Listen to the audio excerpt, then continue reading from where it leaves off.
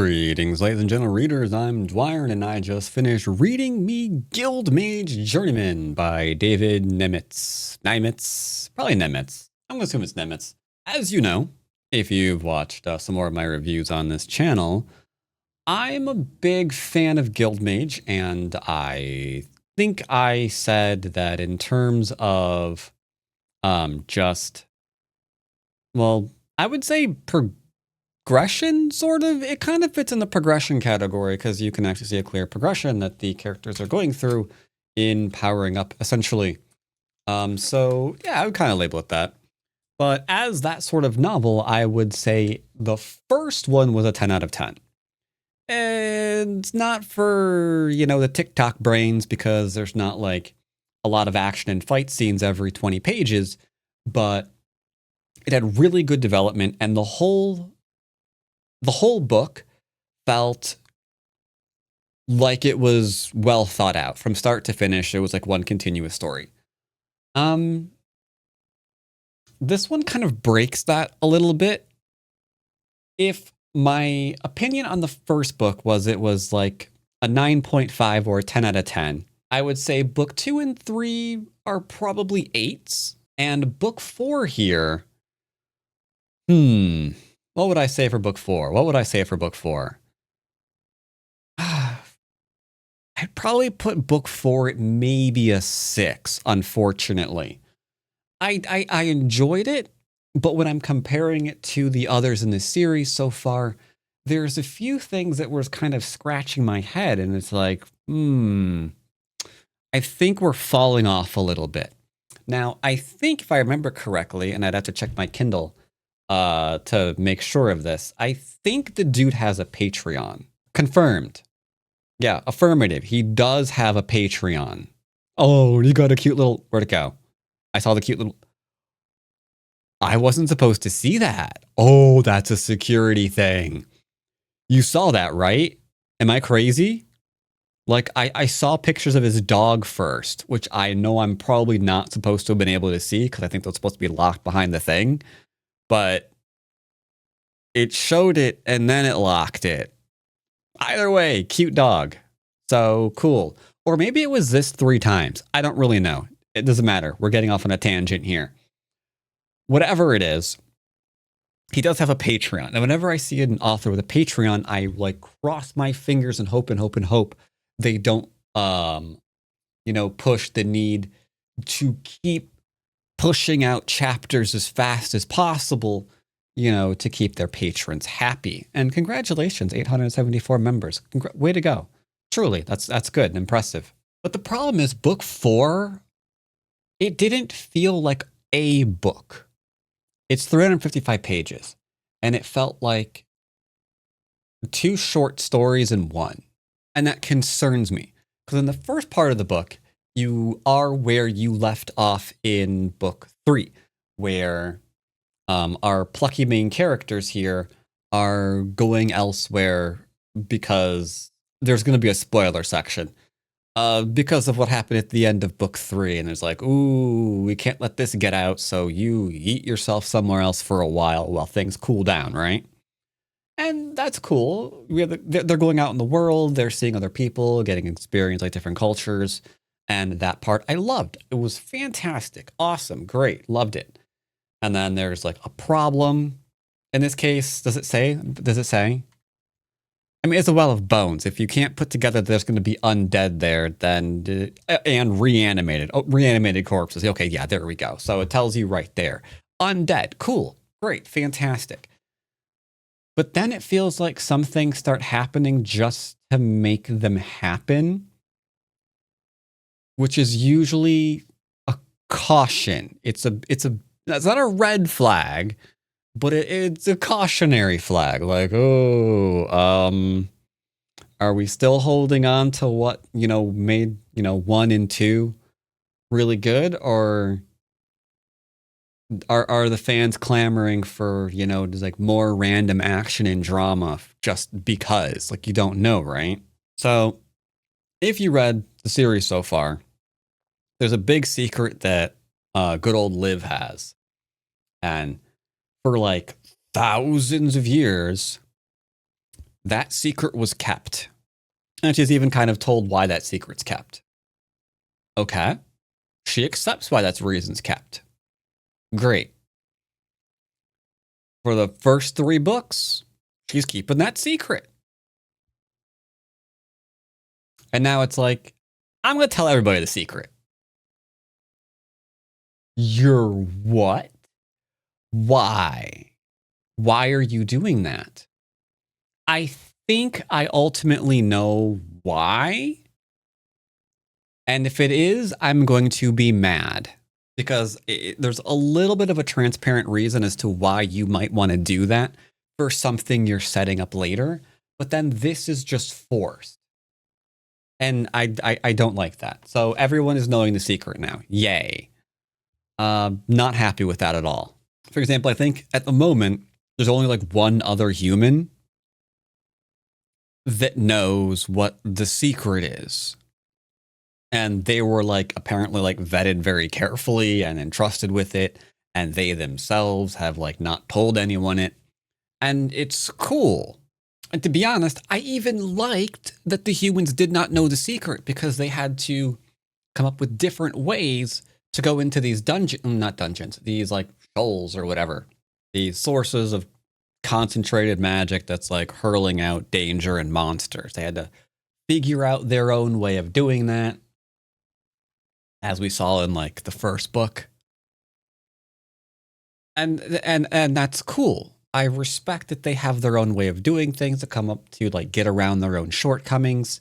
And it gave like a little added dimension to the book. Completely down with that. So I'm kind of disappointed to see it just disappearing. I think for a plot point. But okay, that's not the only reason. First half of the book is, like I said, great, but then it's a sharp ending to it where they complete what they went to do. And then almost an entirely new book begins directly after it.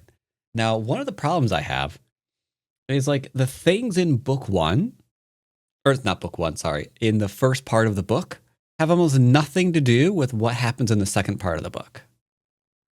Like no lessons are being carried over. Nothing that Liv went through or just did seem to have like any bearing on the second part. You could probably read the second part of the book without reading the first part of the book. And that is a problem for me. Because now that's speaking of, you know, some continuity problems. It's like right now you get super suspicious whenever you see things not continuing. But it's like, oh, bro, you didn't speed up your writing with AI, did you? Like, I really hope that's not what I'm seeing here. But I could not swear that that's not what's happening. And that also concerns me.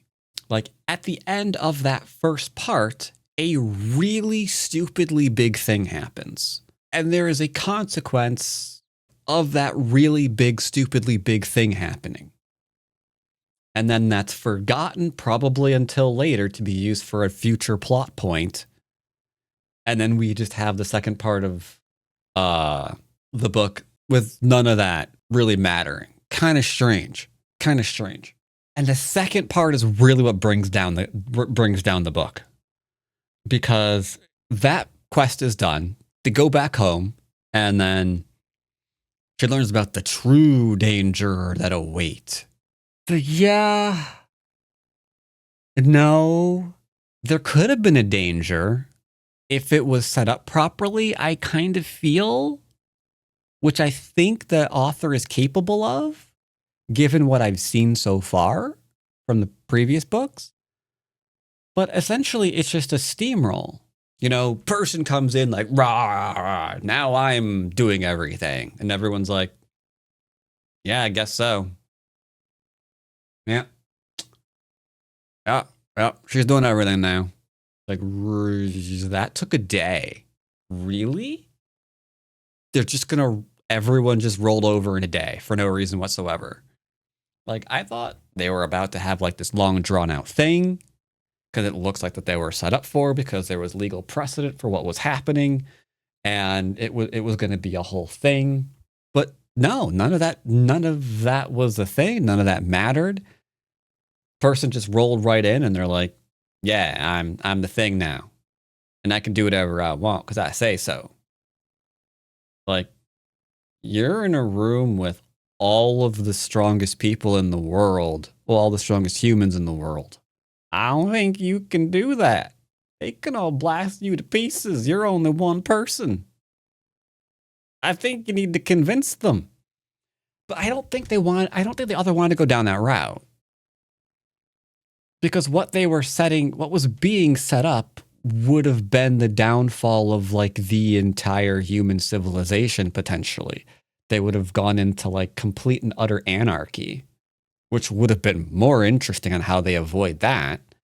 Like, I don't know. I'm so much more interested in how that, without going more into spoilers, could have been resolved rather than, nah. Click fingers, it's all done. And it's like, that felt such wasted potential that it just frustrated me to no end. And then there's the fact that our main character is essentially an Elden princess for the most part, right? So someone being able to just like roll right in and threaten them with death would be the dumbest thing imaginable. It's like, oh, so you're gonna do what now? Another problem that I'm having in this book. The Eld themselves they live a lot longer. And it was kind of apparent from the earlier books that because of their long life and their greater flexibility with teaching people magic essentially, that they have a more robust understanding of magic and they're effectively superior practitioners to their human counterparts. But then what happens at the end of book 2 or book 4 here happens, and it's like, what? They were stormtroopers essentially. They were completely incompetent. So that doesn't fit either, and that's a continuity thing again. Like, you set this up, and then none of it matters.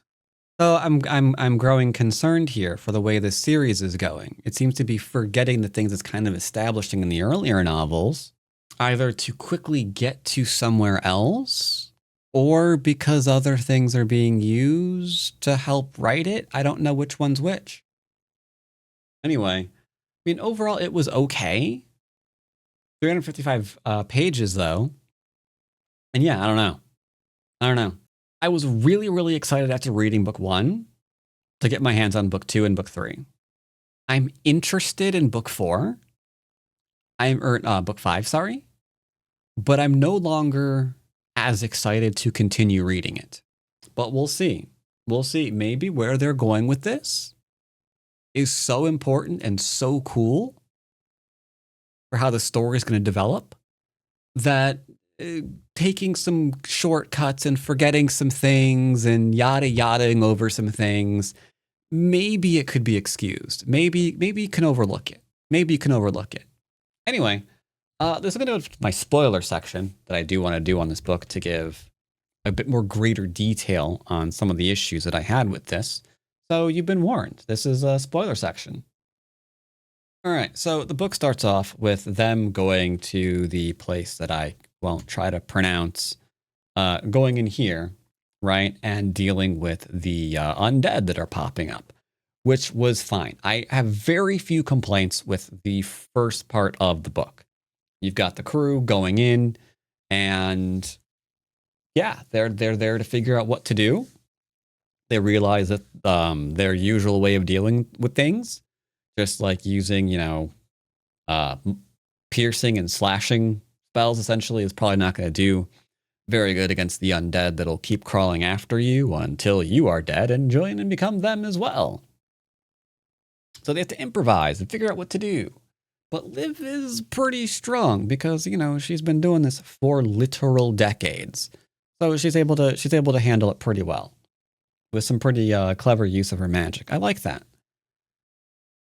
Then she teaches her entire party to be able to deal with to deal with the dangers of like these dungeons, right? And all of the mana that's sweeping through there, and teaches them how to channel it through their body safely. Which is the huge secret that I was referring to that was kind of kept away from humans for a very, very, very, very, very, very, very, very, very long time, as in their entire existence. And now she's giving it to like 5 different people at once just because she wants to. So, okay, that's weird. And I suspect they're doing that so it can have multiple ways to filter back to her human enemies that she winds up obviously noticing in the second part. So they can keep up with her, essentially. Because one of the things that you would obviously have as an issue when you're dealing with human and essentially elven conflicts are you're gonna outlive them. So no matter, how irritating they are, like, yeah, I'll just come back here in 20 years when you're not gonna move around as much. Or in 30 years, right? Like when you're in your 60s, who cares?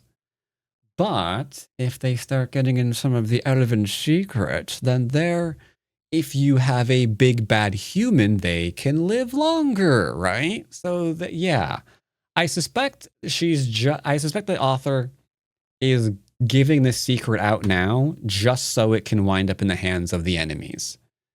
And that way they can do more with that later, which I hope that's not the case. That's, again, going to annoy me because then it's just, her breaking tradition, breaking the secret that she was told not to really. Just for that plot point. And that's kind of lazy, in my opinion. I hope that's not what's happening, but I don't know. It sounds like it kind of is. So she's been using magic for like decades at this point. They wind up at the bottom of the dungeon, essentially, and they find a slain god, kind of frozen there in bone with their intent just flowing out into the world and keeping all of these undead coming back even long after they've been killed. Because, they're gods. That's there's some after magic there. Okay, great. For reasons unbeknownst to anyone, she decides to take that magic into her in what is the dumbest idea anyone could have ever had. Because she took the ambient magic in a different dungeon into her, and it almost killed her. This is a god many, many, many times stronger, many, many, many times more potent, even dead. And you're just gonna suck that back? You're smarter than this. There is no reason for her to have done that. It's like, okay, what the crap? Why? Why do that? And we know that the outcome of that is some of that magic gets into her bones and she can't get rid of it. So her friend has to like cut her open and like make these glyphs on her bones to contain it. That feels like a plot point. Like she's doing something stupid, really, really, really stupid, just for a reason later. It doesn't feel natural. It doesn't feel like it was intelligent. Like, I would have thought maybe if you wanted to force that, then they're overwhelmed and she has to do something that is obviously brain dead stupid to save her friends. That would make more sense. That would be more in line with her character. Instead, they're completely safe. They're in no danger that they know of. And then she does it anyway. Like, that's why. Why? Like, you even set up that the people who were going down that weren't trusting you at that point are luring a horde of the undead down on you. So you even have a perfect excuse set up to do it, but you don't. It's just weird, man. I don't know. That's just weird. That was really weird. But okay, she does it, and then she's out for like 3 weeks because that takes a long time to get over. And I guess more on that later. And then they go back home. where they find out there have been some changes.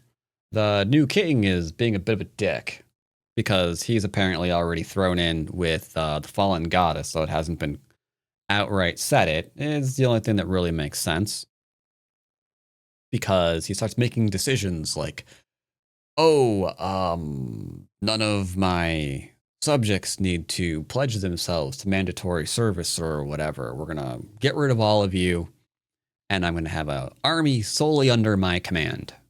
Okay. But that's gonna take like at least a couple years of training because you don't currently have that model in place. And you have to train up these soldiers to operate in these regiments. And then they got to train together. But no, just like, yeah, 1 month, he makes a proclamation. Then the month after that, he has like an army. Okay. Sure, right.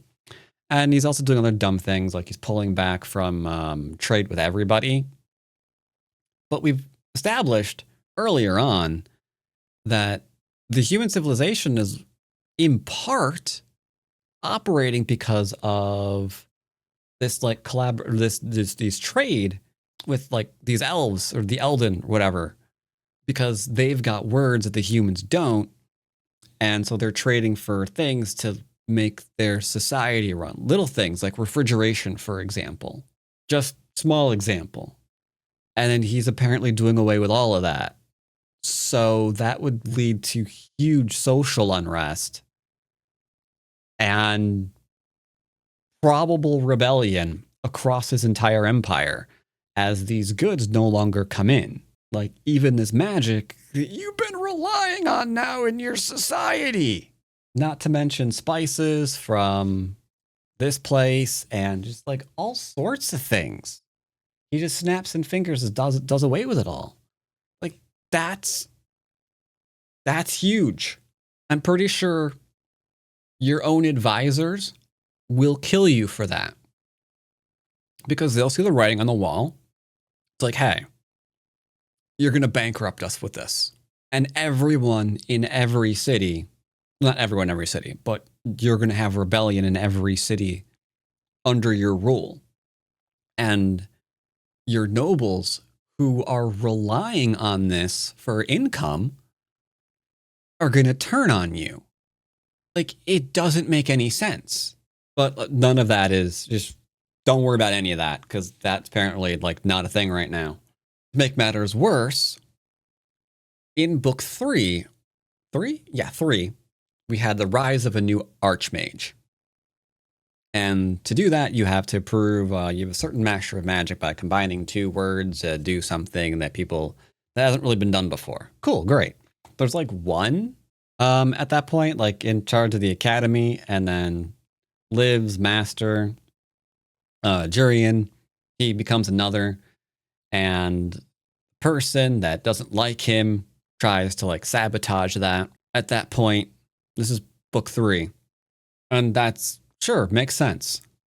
But now we're to believe, but wait, at that time, unbeknownst to anyone, that person, that Genevieve, I think her name was, yeah, she was really a secret archmage as well. No one knew, because she also did that, but she just chose not to tell anyone for reasons. Like, this is feeling really made up, because that's the work of like your entire life.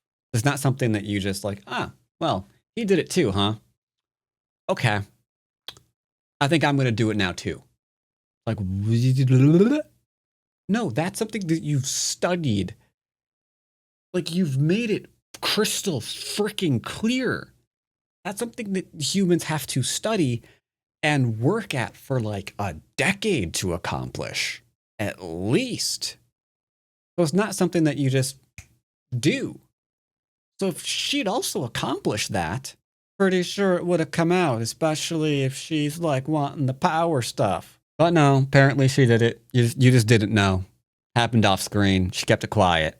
that does not feel believable with what we've been told so far. Again, it kind of feels like a continuity error. So I don't know. I don't know. That's why I'm saying, like, I'm not sure if this is just like being written quickly to, like, you know, meet the demand on Patreon or what's going on, but it feels like holes are starting to develop in the story that weren't really there in the earlier books. And yeah, so she's on the scene and she's like, I am the head of everything now. And we have a brief moment of, no, you're not. And then she says, no, I really am. And everyone's like, okay, yeah, I guess you are.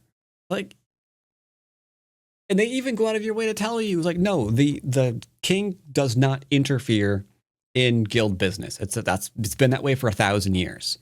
And they've always been ruled and elected, like the archmage and the headmaster, mistress, whatever, of the guild.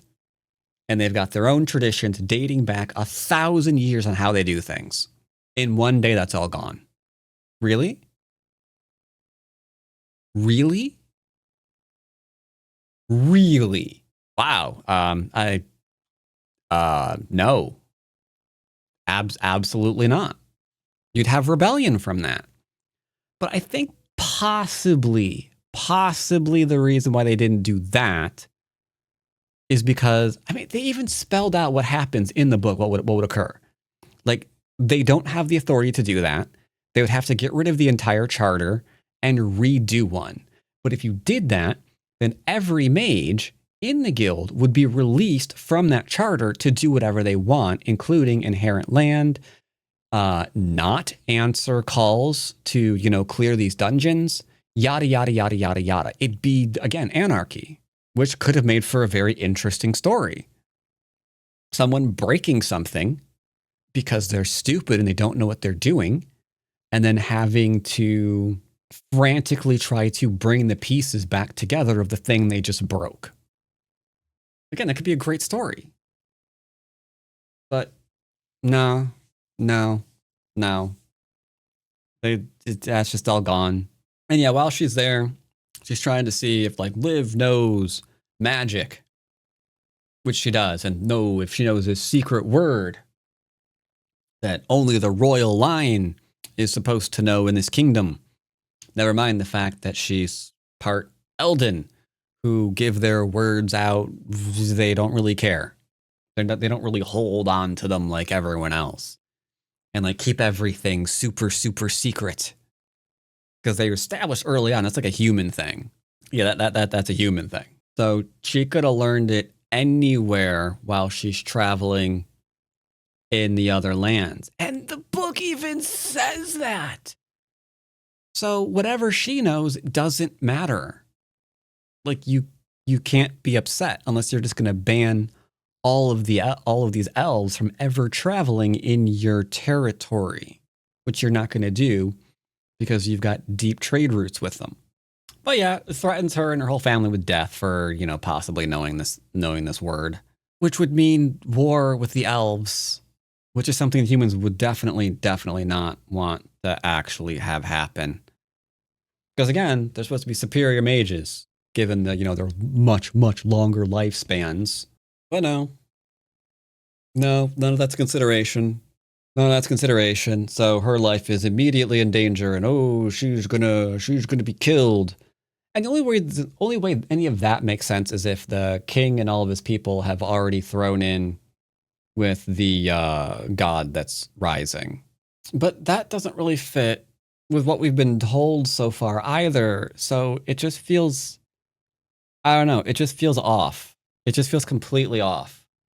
Like, we know that the gods would just enslave them or make them, you know, into toys. So why wouldn't, it doesn't make any sense to side with one of them. Unless they stupidly believe that, oh no, it's fine. That's what they did in the past, but they won't do that with me because I'm king. Like, you'll be a party favor. And this new archmage, Genevieve, I mean, she's too old to be useful, so she'd probably just be killed outright. So all these people potentially siding with the god of, like, blood, I don't see it. I just don't see it. Which means they're not doing that, And they are just doing this because they're all stupid. When you've already suffered a full attack across your entire kingdom once already by her rising. So you know the threat is real. So you're threatening your entire empire with civil war when you've got this potentially looming on the horizon? I don't know. It doesn't make sense. It doesn't make sense. I have a lot of problems with book 5. Maybe I'm loading with a 5 out of 10, not a 6 out of 10. I think it's a 5 out of 10. No, maybe it's a 6 out of 10. It was written well. It was written well. It's just weird. It's just weird. Either way, this has been going on long enough. I see that I'm like at 40 minutes on my recording here. So let's cut that down to size if I can. Needless to say, that's my thoughts on this. I mean, I didn't think it was bad. I just think a lot of the second half of it just didn't make any sense. Like, at all. Almost at no point did any of it make sense. I hope that changes in book 5. Because, yeah, 4 was... I'm never rereading. I don't think I'm ever going to reread 4. 1 and 2 and 3 I probably will. 4, I'll probably skip it. On my rereads, I'll probably skip it. Here's hoping 5's better. Anyway, that's my opinion on good old Guild Mage, book 5. And, yeah. Did you guys read it? Are you planning on reading it? Let me know. And I'll see you next time.